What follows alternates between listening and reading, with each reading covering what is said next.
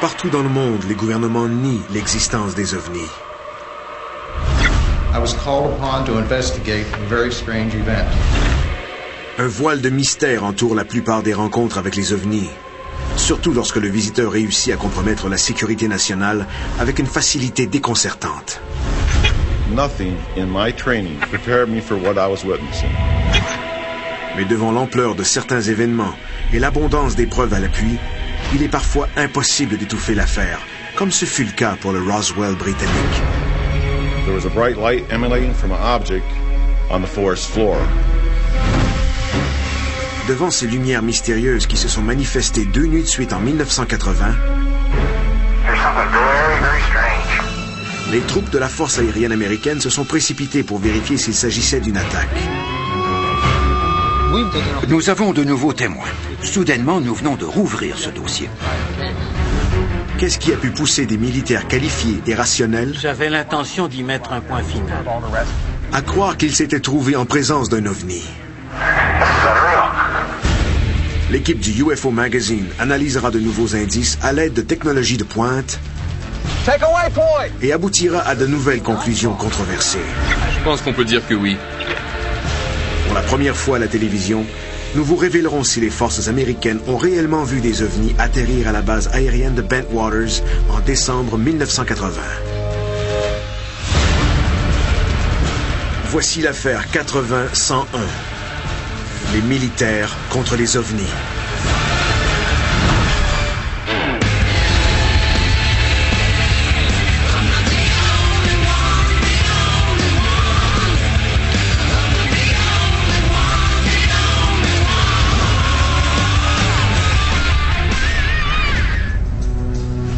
There were multiple witnesses and an object was seen to land in a place called Rendlesham Forest.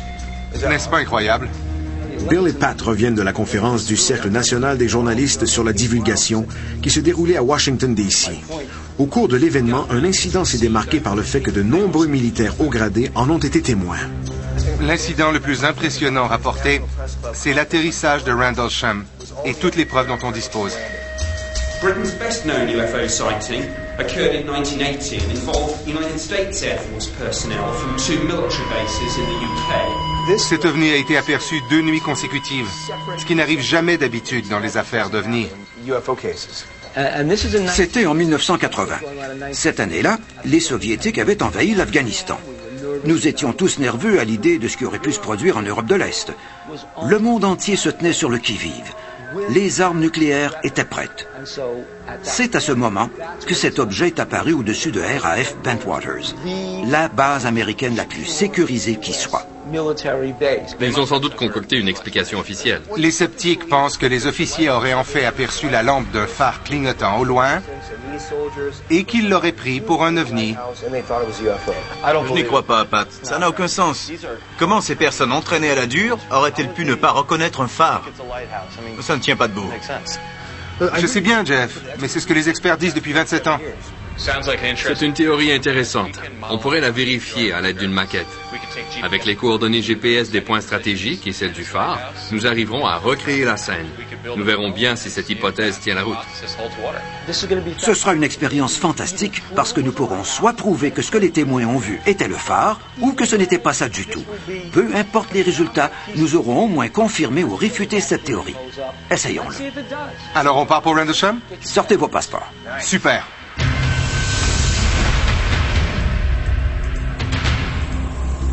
L'équipe se rend à RAF Bentwaters, une base de la force aérienne des États-Unis établie à 135 km au nord-est de Londres, en bordure de la forêt de Rendlesham. Nick, dites-nous ce que vous savez du fameux incident de Rendlesham. Nick Pope travaille au ministère de la Défense depuis 1985. De 1991 à 1994, j'avais pour mandat d'enquêter sur les incidents ovnis pour le gouvernement. Je devais me concentrer sur les éléments importants du point de vue de la défense. Le ministère de la Défense du Royaume-Uni a fait enquête sur des incidents ovnis remontant en 1967. Mais les rencontres entre les militaires et les ovnis ont débuté bien avant. 1948, États-Unis. Le capitaine Mantell de la Garde nationale aérienne du Kentucky pourchasse un prétendu ovni. Quelques minutes plus tard, Il périt dans l'écrasement de son jet. 1956, Angleterre. Les opérateurs radars de la base RAF Lakenheath repèrent de multiples objets non identifiés se déplaçant à une vitesse de 19 000 km/h. Les responsables de l'effort de recherche des États-Unis, le projet Blue Book, ont décrit cette affaire comme étant le plus bel incident visuel sur radar de toutes les archives.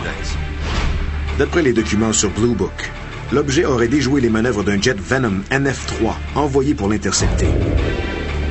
Les pilotes ont affirmé avoir vu des lumières brillantes sous contrôle intelligent. L'incident a fait l'objet d'une enquête, mais après les entrevues avec les contrôleurs de la circulation aérienne et avec les pilotes, on a laissé l'affaire en plan, estimant qu'elle était de nature inconnue. 1989, Belgique. Les radars de la force aérienne de Bierset détectent un objet. 19 agents de la police aperçoivent l'engin et l'un des témoins réussit à le filmer.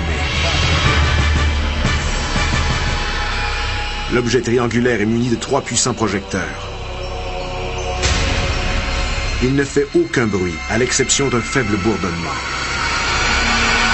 2h30 plus tard, il disparaît.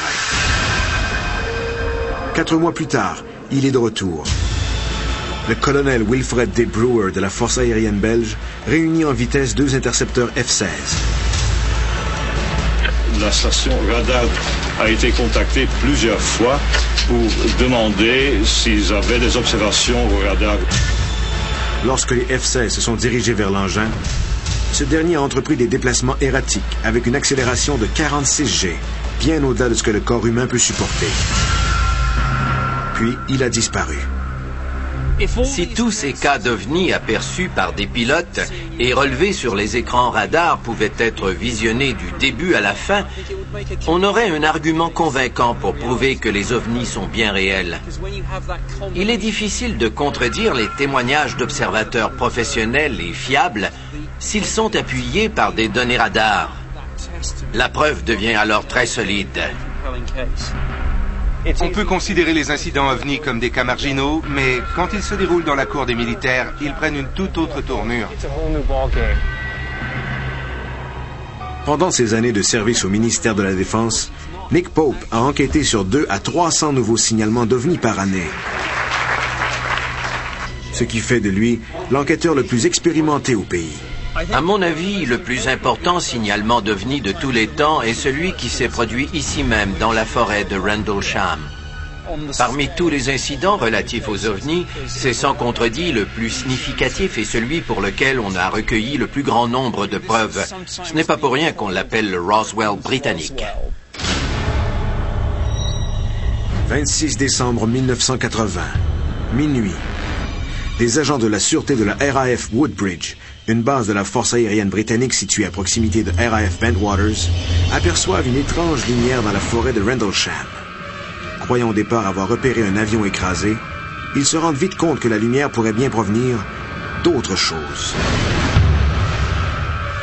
Le sergent Jim Penniston et 2 autres officiers se rendent sur le site. When we arrived to inspect the crash site, it quickly became apparent that we were not dealing with a plane crash or anything else we've ever responded to. There was a bright light emanating from an object on the forest floor. Penniston et son équipe se sont approchés de l'objet à pied, tout en prenant des notes. A silhouette triangular craft about 9 feet long, 6.5 feet high came into view. Penniston affirme que des lumières bleues et jaunes tournoyaient sur la surface de l'objet. We started experiencing radio difficulties. The air around us was electrically charged, and we could feel it on our clothes, our skin, and our hair. Penniston a remarqué des symboles gravés sur le vaisseau, sur une surface de 10 par 75 cm. The largest symbol was a triangle centered in the middle. Penniston s'est approché de l'objet au point de pouvoir le toucher. Even though it looked like black onyx, it felt like metal. 45 minutes plus tard, l'objet effectue quelques manœuvres dans la forêt avant de décoller. Il s'est soulevé du sol et a disparu à une vitesse incroyable. It was gone in a blink of an eye. Over 80 Air Force personnel witnessed the takeoff. Ce n'était pas un hélicoptère. Aucun aéronef conventionnel n'aurait pu atterrir à cet endroit. Il n'y avait pas assez de place pour un hélicoptère. L'autre point à considérer, c'est que ces gens travaillaient à une base aérienne. Ils ont dit qu'ils n'avaient jamais rien vu de semblable. J'ai l'impression de m'être engouffré dans l'œil de l'ouragan OVNI. Un officier de la force aérienne a vécu une expérience surréaliste.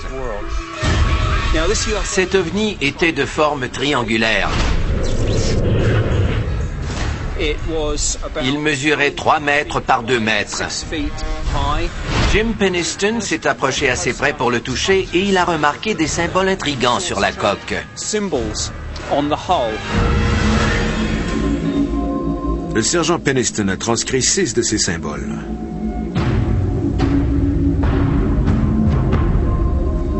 La plupart des symboles sont formés de lignes droites et sont symétriques. Des gens tentent de déchiffrer ces symboles depuis des années. Ils ont pensé que c'était peut-être de l'écriture égyptienne, des hiéroglyphes, des pictogrammes. Il y a un message là-dessous que nous n'avons pas encore réussi à comprendre. Certains témoins affirment que l'OVNI aurait laissé des preuves tangibles. Il y avait des empreintes dans le sol à l'endroit où cette chose s'était posée.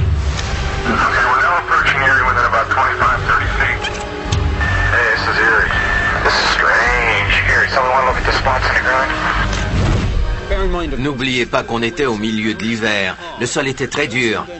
Les empreintes devaient être celles d'un objet pesant plusieurs tonnes. Et il y avait 3 traces. Les traces ont été moulées dans du plâtre.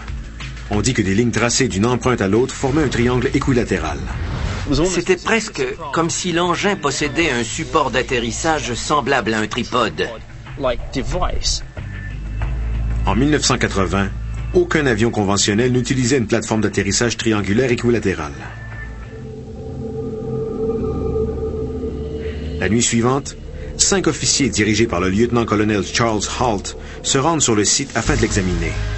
Ils y trouvent des preuves irréfutables d'activité anormale. Il a laissé des traces physiques. Et font une constatation alarmante.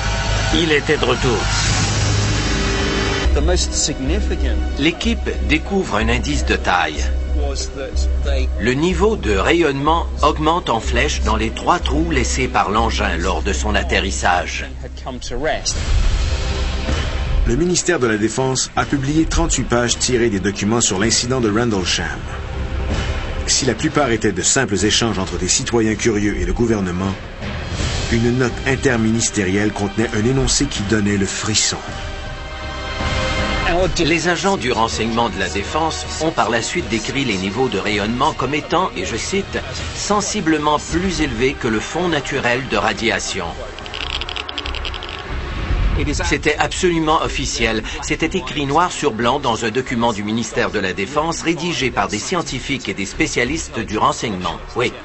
Donc, contrairement à d'autres affaires d'OVNI, nous possédons une piste de vérification composée de documents sérieux qui viennent confirmer les manifestations dont nous avons parlé.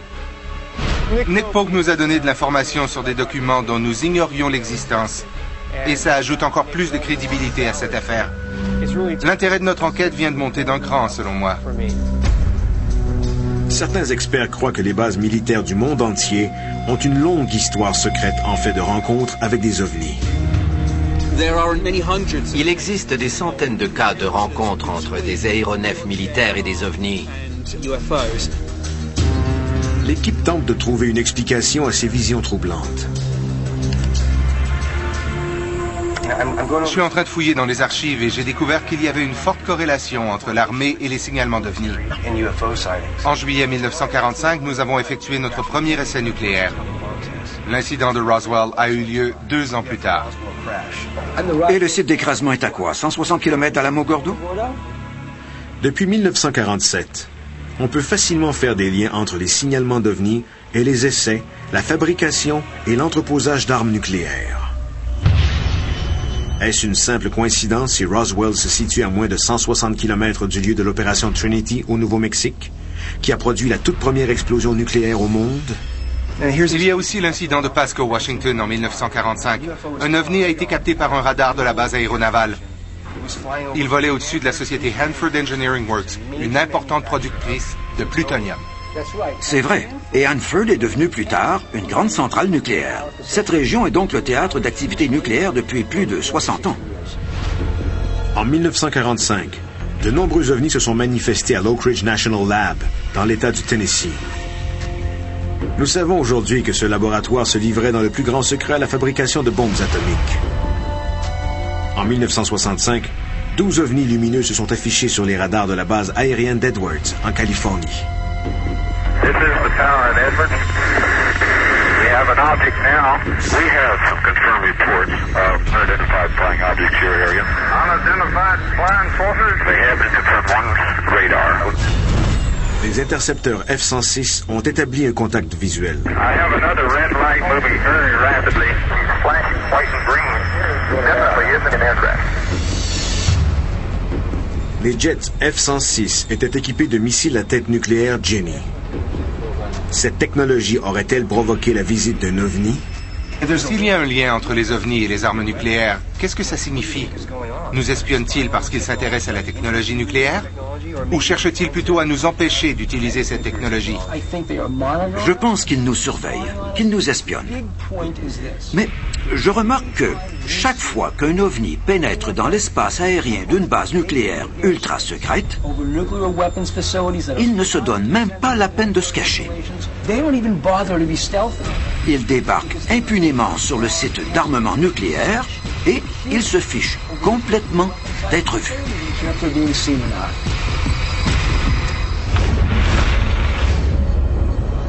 Ça fait drôle de revenir. Ici, nous avons la rangée des hangars. Les armes étaient entreposées dans le bâtiment là-bas. Le colonel Halt exerçait les fonctions de commandant adjoint de la base lorsque s'est produit l'incident dans la forêt de Rendlesham. Il refuse de confirmer ou d'infirmer la présence d'armes nucléaires sur la base. Imaginez, il était celui qui avait le doigt sur le bouton nucléaire, même s'il ne peut pas nous le dire, puisqu'il serait mal vu de parler d'armes nucléaires américaines en sol britannique. La tour de surveillance représente un élément clé du système de sécurité de la base. Située au nord de la rangée de hangars, elle offre une vue imprenable sur toute la zone et sur la forêt de Rendlesham. L'équipe rejoint Gary Hazeltine, un ancien policier de la force aérienne qui possède de l'expérience en matière de sécurité des sites nucléaires. J'ai longtemps été fasciné par l'incident de la forêt de Rendlesham. Entre 83 et 89, j'ai travaillé comme agent de police pour la Royal Air Force. Dans 2 installations nucléaires, il y avait une haute tour. La tour de surveillance a l'avantage d'offrir une vue à 360 degrés au-dessus des arbres. 360 view.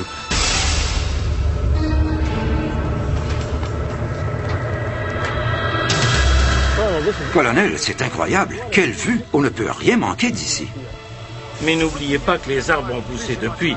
Nous avions une vue panoramique avant et nous n'aurions jamais laissé les arbres devenir si hauts pour des raisons de sécurité. L'opérateur de la tour pouvait voir à des kilomètres à la ronde. Donc, l'opérateur de la tour aurait pu voir tout ce qui s'est passé dans le secteur cette nuit-là. En fait, les 2 nuits. Mais y avait-il quelqu'un? Dans ce genre de tour, il y a quelqu'un en poste à toute heure du jour et de la nuit, 365 jours par année. Colonel, saviez-vous si quelqu'un se trouvait dans la tour la nuit de l'incident? Oh oui, en fait, je connais très bien la personne qui s'y trouvait. En novembre 2007, le colonel Halt a reçu un courriel de l'un des gardes qui était affecté à la tour de surveillance durant cette fameuse nuit de 1980. Il m'a écrit souvent. Il a confirmé qu'il avait vu des faisceaux lumineux balayer la zone de stockage des armes au même moment où un faisceau semblable apparaissait dans le champ où nous étions. Vous dites qu'il y avait un homme ici, dans la tour, qui a vu l'incident et les faisceaux lumineux? Nous avons donc un tout nouveau témoin de cette affaire. Mais il préfère ne pas se manifester. S'il y avait quelqu'un dans la tour, comme vous le dites, et qu'il pouvait tout voir, le phare, les événements qui se déroulaient au sol, la forêt... Nous parlons donc d'un objet bien réel braquant son faisceau sur une installation spéciale dans une zone ultra secrète hautement sécurisée. Voilà un témoin qui donne un tout nouveau souffle à cette affaire. Un autre élément vient appuyer la thèse de l'incident OVNI. La nuit suivante, soit le 26 décembre 1980, le colonel Charles Halt a enregistré en direct sur son magnétophone toute son expérience avec l'OVNI, minute par minute. Il s'agit là d'une des preuves les plus convaincantes de toute l'histoire des phénomènes OVNI. What is it? We don't know, sir. Le colonel Holt repasse avec l'équipe toutes les étapes de sa rencontre avec l'OVNI. Voici la fameuse porte Est. C'est ici que tout a commencé. Le colonel Holt arrive sur les lieux avec 5 hommes après avoir été informé par les agents de police que la mystérieuse lumière avait été aperçue de nouveau. On ne cessait de me dire qu'elle était de retour. Quand ces hommes vous ont fait leur rapport, qu'avez-vous pensé en premier lieu? J'ai pensé qu'il devait y avoir une explication rationnelle à tout cela. Autrement dit, je n'y croyais pas. Que s'est-il passé quand vous avez commencé l'enquête? Quelqu'un devait y aller pour régler l'affaire une fois pour toutes. J'avais donc l'intention de mettre un point final à cette histoire et rien d'autre. Quand je suis arrivé sur place, je me suis demandé pourquoi je m'étais mêlé de tout ça. J'aurais préféré que quelqu'un d'autre s'en charge. Je me disais que personne ne me croirait jamais. J'ai quand même rassemblé une petite équipe de 5 personnes et nous sommes partis dans la forêt.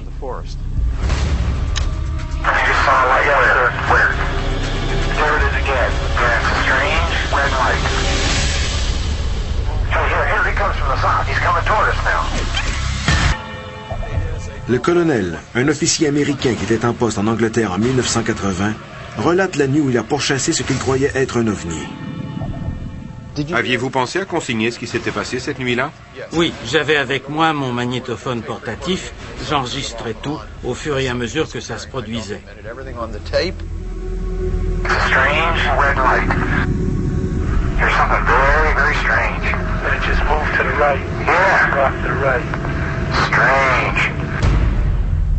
Holt affirme avoir mené une équipe d'officiers à partir de la porte Est de la base RAF Bentwaters. Ils ont repéré l'objet lumineux dans la forêt de Rendlesham et l'ont suivi en direction Est. Lorsqu'ils sont arrivés à la maison de ferme dans la clairière, l'objet s'est envolé et a disparu dans le ciel. On allait dans cette direction, tout comme l'objet que je voyais bouger au milieu des arbres.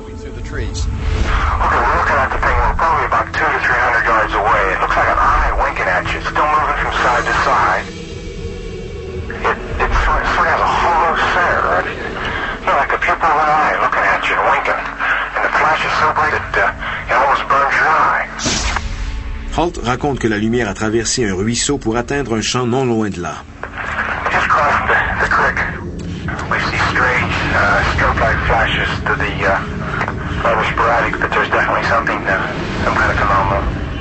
En sortant de la forêt, nous avons suivi l'objet pendant un autre 100 mètres. Il s'est arrêté au milieu de ce champ. Dans le champ, il y avait la maison de ferme, une étable, et à ce moment, un objet lumineux en mouvement.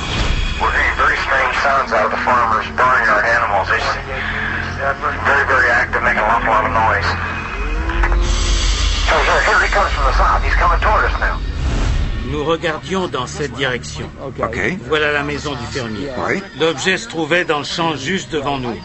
Le phare se trouve là-bas, environ 30 degrés.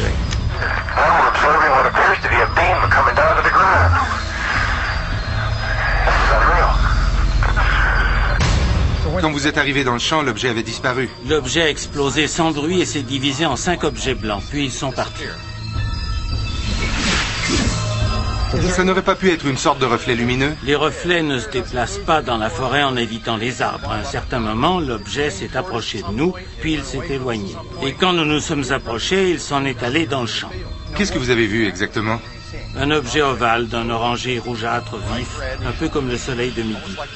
Il avait un centre ovale noir qui clignait de temps en temps et il laissait tomber une substance semblable à du métal fondu. Il y avait du métal fondu? C'est la seule comparaison que je puisse faire. Ça semblait dégoûté. On oublie la thèse de l'hélicoptère. Oui, on oublie ça. Le colonel Holt est l'un des témoins les plus crédibles que j'ai jamais rencontrés. Cet homme dirigeait une base militaire où étaient cachés des tas d'armes ultra secrètes dont il ne peut pas me parler. Je ne pense pas qu'il ait fait une erreur cette nuit-là. Il s'est produit quelque chose que personne n'était censé voir. Ces 2 bases, situées en bordure de la forêt, comptaient parmi les mieux protégées au monde. Elles étaient entourées de clôtures impénétrables. S'ajoutaient à cela des barbelés à lames, des détecteurs de mouvement et plus de 25 gardes fortement armés. Le système de sécurité de cette installation était l'un des meilleurs au monde. Et voilà que cette chose arrive du ciel, se pose là non seulement une, mais 2 fois sur une période de 24 heures, sans déclencher aucune alarme. Le seul moment où la chose a été vue, c'est quand les gardes sont venus dans la forêt pour y jeter un coup d'œil. Ce qui est curieux, c'est que l'engin était vivement éclairé. Il a émis des faisceaux vers le sol. Il se moquait d'être vu. Il n'était pas du tout préoccupé par nos moyens de défense. Cette chose n'avait aucune crainte, car nous ne pouvions rien contre elle. Et c'est bien ce qui me fait le plus peur. La base RAF Bedwaters a sans doute abrité des armes nucléaires tandis que les tensions croissaient en 1980.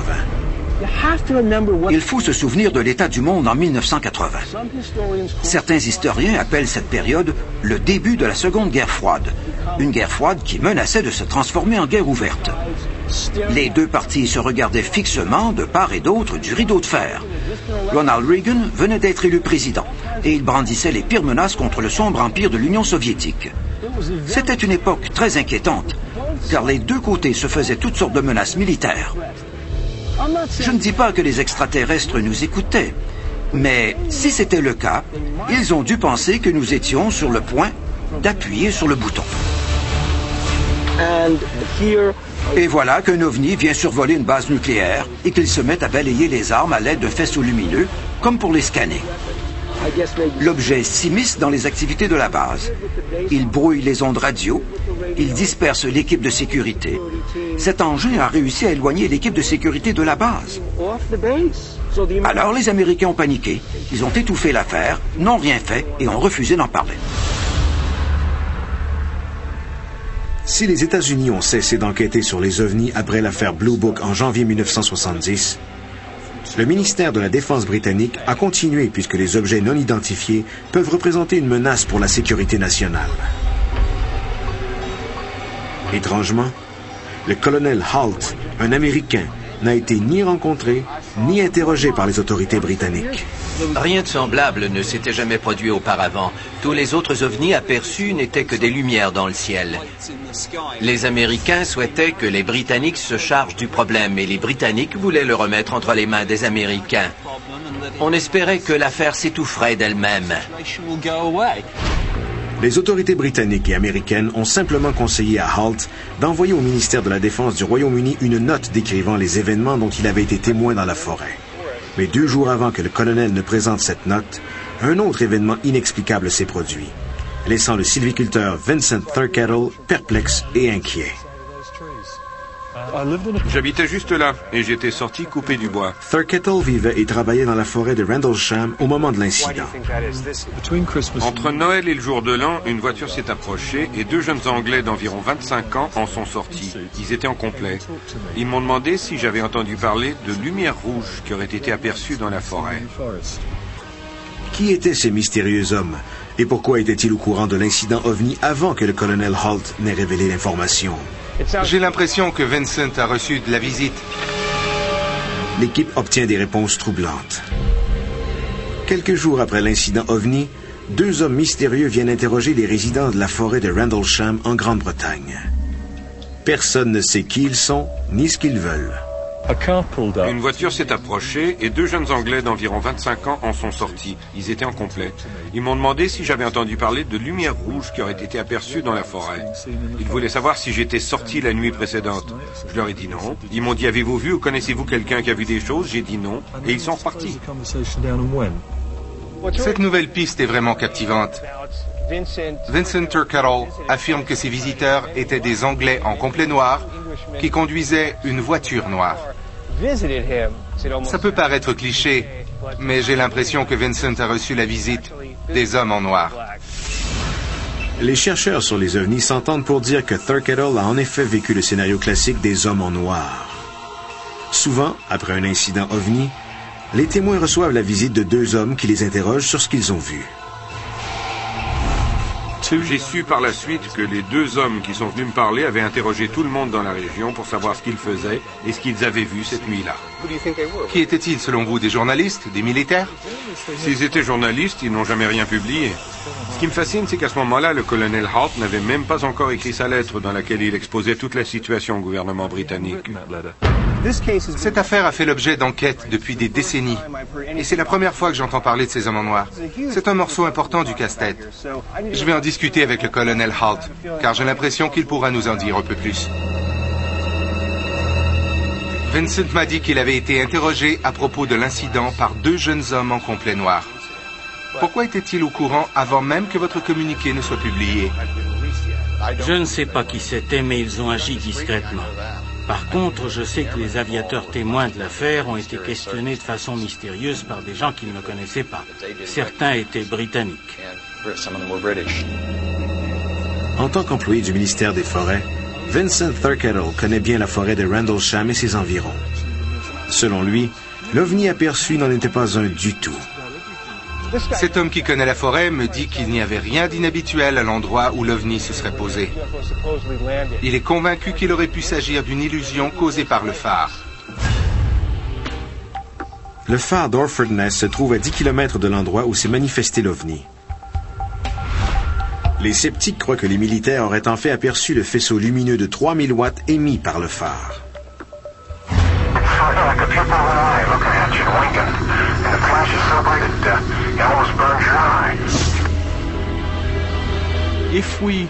Si ce n'était pas le phare, alors il faudrait croire qu'il s'agissait d'un ovni et que ces lumières clignotaient au même rythme que celles du phare, tout en étant moins intenses. Pourtant, le colonel Holt ne mentionne rien de tout ça dans son enregistrement. Vincent m'a fait remarquer que la lumière du phare apparaissait toutes les 5 secondes et que vous faisiez vos entrées au même intervalle sur votre magnétophone. Est-ce une coïncidence? Regardez bien. J'ai le magnétophone avec moi. C'est un petit appareil. Les cassettes ne durent que 20 minutes. Alors je n'aurais pas pu enregistrer continuellement. J'ai dû arrêter le magnétophone au moins 100 fois. C'est très facile. Il suffit de faire glisser l'interrupteur comme ceci. J'arrêtais l'enregistrement dès que possible pour ne pas épuiser la bande. What is it? I don't know, sir. Yeah, it's a strange, small red light. It looks out maybe a quarter to half mile, maybe further out. 6 semaines plus tard, Thurkettle se rend dans le champ pour examiner les marques d'atterrissage du prétendu OVNI. Je marchais dans les bois, le cœur battant, j'étais surexcité. Nous sommes arrivés à un endroit encerclé de piquets de bois dans une clairière. Il y avait de petits monticules bruns autour de nous. Il m'a dit « on y est ». J'ai observé un instant avant de m'exclamer « ce sont des trous de lapin ». Vincent était donc d'avis que les empreintes dans le sol étaient en fait de la terre retournée par les lapins. N'oubliez surtout pas qu'un jour ou deux après l'incident, des agents de la sûreté ont dû créer au moins un faux site, autour duquel ils ont planté des piquets de bois. Dans quel intérêt? Pour tromper les gens peut-être, qui sait. Il a parlé de piquets, était-il au mauvais endroit? Je ne sais pas, mais il y est allé 6 semaines plus tard. Pourquoi accorder autant de crédibilité aux théories de quelqu'un comme Vincent, qui n'était même pas présent? Vous savez, il n'est pas rare que dans le cas de programmes noirs, comme j'aime les appeler, on ait recours à la désinformation pour discréditer une affaire. Quelques jours avant que les rapports sur Bentwaters ne soient envoyés aux forces aériennes américaines, des agents du renseignement britannique sont venus interroger les gens. Quel était leur but? Apparemment, quelqu'un au gouvernement britannique était au courant de l'affaire et cherchait à l'étouffer. Au début, j'ai presque cru à l'histoire du phare. Mais je commence à penser que le colonel a réellement vécu une expérience hors du commun. Les propos contradictoires de témoins très crédibles ont alimenté le débat sur la théorie du phare pendant plus de 27 ans. Mais même le meilleur témoignage ne vaut rien à côté de la preuve scientifique. Je suis impatient de connaître les positions exactes du colonel, de l'OVNI et de son lieu d'atterrissage, ainsi que la position et l'orientation de la maison de ferme. Selon l'explication la plus largement acceptée, le faisceau lumineux émis par le phare se serait reflété sur la maison de ferme pour produire les mystérieuses lumières aperçues par les officiers. L'équipe décide de vérifier cette théorie. Nous voulons les coordonnées les plus précises possibles. L'incident a eu lieu il y a 27 ans, mais nous ferons de notre mieux. Jeff et moi allons rester ici avec le GPS, vous deux retrouvez l'endroit où vous étiez ce soir-là. Nous ajusterons ensuite notre position en fonction de vos lignes visuelles. Avec les coordonnées GPS des principaux points de repère, l'équipe recréera la scène de l'événement en 3 dimensions. C'est là qu'il se trouvait? Un peu plus à droite. Ted, a little bit this way. Further forward. Okay. C'est là? Pour autant que je m'en souvienne. Make a waypoint. Ted note les coordonnées GPS de l'endroit où, selon le colonel Holt, l'OVNI se serait posé. That's good. Le colonel Holt indique ensuite l'emplacement du phare. Il y a un creux dans la ligne des arbres là-bas. Il y avait un angle de 30 degrés entre l'endroit où j'ai vu l'objet et le phare. D'accord. Si Jeff représente la source de lumière, ça va? Oui. Take a waypoint. Okay, Ted, come on back here. We'll plug the GPS into the camera and we'll shoot from this waypoint. L'objet aperçu par plus de 80 membres de la force aérienne et par le commandant adjoint de la base était-il un simple faisceau lumineux, un ovni ou quelque chose d'entièrement différent? Est-il possible que ce soit ce faisceau lumineux que les troupes aient observé dans la forêt? Le réalisateur d'expérience John Tyndall a conçu un modèle de la forêt de Rendlesham pour tenter de déterminer ce que les officiers de l'armée avaient vu. Était-ce un faisceau lumineux ou un ovni? Nous sommes allés dans la forêt de Rendlesham en Angleterre. Nous avons trouvé les coordonnées GPS et pris des photos. Voici la vue qu'avait le colonel de l'endroit où il se tenait ce soir-là.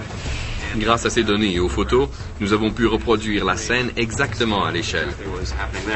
Nous souhaitons prouver la véracité ou la fausseté de deux choses. La première, un phare situé à 10 km au loin peut-il produire un effet quelconque sur la surface de cette maison de ferme? La seconde, l'OVNI aurait-il pu produire un effet sur la surface de la maison? Le colonel nous a dit qu'il voyait des reflets dans les vitres. Dans notre modèle réduit, nous avons inséré de petits miroirs dentaires pour favoriser la réflexion. Personne n'avait jamais reproduit géométriquement et fidèlement les angles de site entre le phare, la maison de ferme, la clairière et la forêt. Où était la ligne de vision du colonel Holt? Juste ici. C'est ici qu'il se tenait. Nous avons reproduit son champ visuel pour déterminer à quel angle il se trouvait du phare et des fenêtres de la maison. Le vois. Jeff apporte la baguette magique qui représente l'OVNI. Nous allons l'approcher de la zone. Jeff tient la lumière à l'endroit où l'OVNI se serait posé, selon le colonel. De son point de vue, j'aperçois le reflet dans la fenêtre. Ce qui est intéressant, c'est que le phare m'apparaît comme une lumière tout à fait distincte qui ne se reflète pas dans la fenêtre. De cet angle, la lumière du phare ne se réfléchit pas dans la fenêtre. On l'aperçoit très bien, mais il n'y a aucune réflexion. Je ne comprends vraiment pas ce que le phare vient faire dans tout ça. Très juste. Le phare est presque sur la ligne d'horizon. Je n'arrive pas à croire que des officiers expérimentés se seraient laissés emballer par la lumière d'un phare au loin.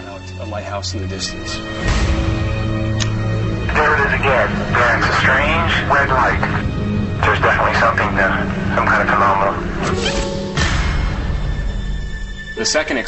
La deuxième expérience vise à déterminer d'où la lumière devait provenir pour se réfléchir sur la fenêtre de la maison et atteindre l'œil du colonel Holt. Je vois sur une fenêtre la réflexion de l'objet qui est censé représenter l'OVNI. Donc une vive lumière émanant de l'OVNI posée à cet endroit donne l'impression que la maison est en feu, qu'il y a des flammes derrière la vitre.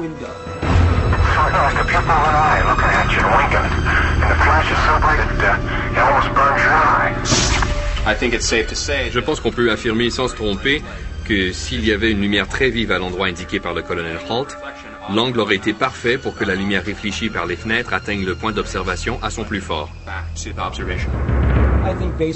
En gros, nous venons de prouver que l'OVNI, ou peu importe ce que c'était en réalité, n'était pas une illusion causée par le faisceau lumineux du phare d'Orfordness.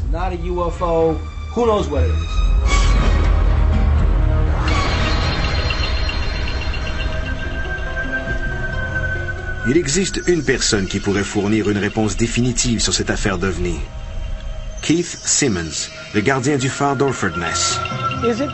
Est-il possible que ce soit le faisceau du phare que les troupes aient aperçu la nuit du 26 décembre 1980? Si on observe le phare derrière nous, on remarque que la face arrière de la lampe est munie d'une grande pièce de métal du côté de Rendlesham qui se trouve là-bas. Même si l'intensité de la lampe était plus élevée en 1980 qu'elle ne l'est aujourd'hui, on n'aurait quand même pas pu l'apercevoir directement à travers les arbres. Tout ce qu'on peut entrevoir par une nuit sans nuages, c'est un vif éclat dans le ciel toutes les 5 secondes. Vous dites que cette plaque de métal qui bloque la lumière était aussi présente en 1980. Elle a toujours été là. Depuis la construction du phare, le vaisseau n'a jamais pointé directement vers la forêt de Rendlesham. Non. Nous avons mis la main sur un gros morceau du casse-tête. D'après Keith Simmons, le gardien du phare, il y avait une grande plaque de métal à l'arrière de la lampe pour l'empêcher d'éclairer vers la terre. Le phare éclaire donc seulement vers la mer. C'est une information importante qui avait été ignorée jusqu'à présent. C'est une chance que nous ayons eu l'idée de venir nous-mêmes sur place.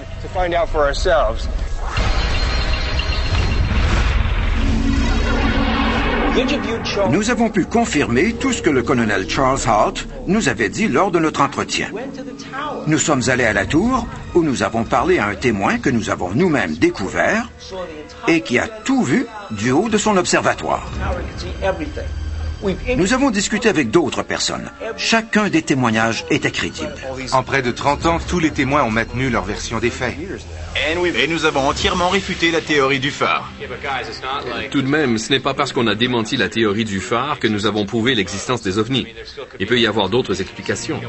Par exemple, comme il y a 2 bases aériennes ultra secrètes dans les environs, les officiers ont peut-être aperçu un aéronef militaire très secret ou encore un appareil téléguidé. On ne peut pas conclure que les véhicules étaient nécessairement des ovnis. C'est vrai, ça aurait pu être une sorte d'engin téléguidé. Et s'il n'était pas américain? Ça expliquerait le recours à toute cette désinformation et le refus du gouvernement d'admettre qu'un incident important s'est produit. Je serais d'accord avec vous, si ce n'était de ceci. Les appareils téléguidés ne flottent pas au-dessus d'un champ pour ensuite se séparer en 5 boules lumineuses et disparaître dans 5 directions différentes. Ce détail me tracasse. Mais cette hypothèse n'est pas exclue. Écoutez, nous avons fait un travail formidable sur cette affaire. Je pense que nous avons fait le tour de la question. Nous avons confondu les sceptiques en prouvant que leur théorie était irréaliste. Somme toute, nous avons discrédité les incrédules. L'incident de la forêt de Rendlesham se démarque des autres par le grand nombre de témoins,